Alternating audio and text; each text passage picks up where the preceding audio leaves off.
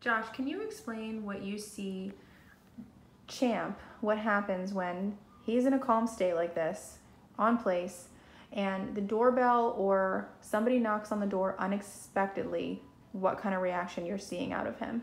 The difference between a dog making a conscious decision and just having a reaction.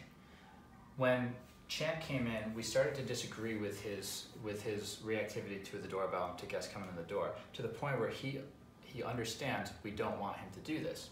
So what we're seeing is him really being self-aware of his behaviors, keeping himself together, holding himself together when he hears a trigger. You can see him not barking. You can see him really making a conscious effort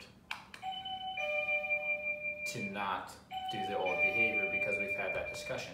Now, with that being said, if it's really patterned into a dog like it is Champ and other dogs that I've met, you can still get what I like to refer to as the reactionary kind of behavior, which is oftentimes if you get a dog who's reacted to the door and you've had this conversation a couple times and you see they know not to do it like we just demonstrated. If he's, per se, taking a nap, let's say he's taking a nap and randomly a knock happened on the door, one that would even startle you. You get that startled effect, that reactionary bark, and it's not a conscious decision. So, however, we still don't want that, so we're going to be working on that. And the way to work on that is to set it up randomly so we do get that startle effect and we do get that just kind of like reaction to it, and then we correct it there. And what we get is a dog who's thinking so much about it and so aware of it, we're getting him even more aware of it, that when they hear the knock, they automatically go into calm. I have to be calm here.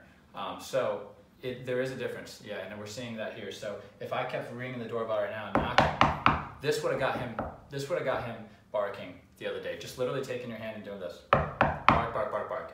And so we disagreed with that, and now he understands I don't want you to bark when I do that.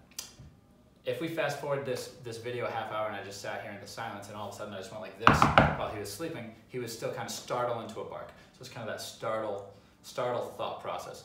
We're tackling that next. And so how we do that is space it out, make it random, and correct if he makes the wrong decision. He's more self-aware of his behaviors, so it's going to go away. It's going to become less and less. Okay? So after getting to know Champ the past week, are you surprised at all that he attacked a dog walker coming into the home? No, and here's why. Because as we've seen, when he switches and kind of goes into this state of mind, this very frantic and panicky state of mind, bad decisions are made. It's a really dangerous state of mind for dogs to be in, and we have you see it a lot. You see when dogs get into these states where they're not hearing a word you're saying. They're really in a very primal and primitive place. Once they switch into that, bad decisions are made, and that's what's happening here with Champ. I think that this trigger of a guest coming to the house, a knock, a doorbell, is really putting him into that place, and it's really hard to break through. And owners oftentimes struggle because they're yelling at the tops of their lungs at the dog, and the dog's just literally not even hearing them. They're not even here right now. They've went into that place. Yeah. So we're not allowing him to go into that place. We're actually telling him to be so self-aware of his own behaviors, to regulate his emotion and to regulate his own state of mind, so he keeps himself from going there, because he knows we don't want him to go there. We don't want him in that space, that headspace. It's not good for anybody. Awesome. Thank you. You're welcome.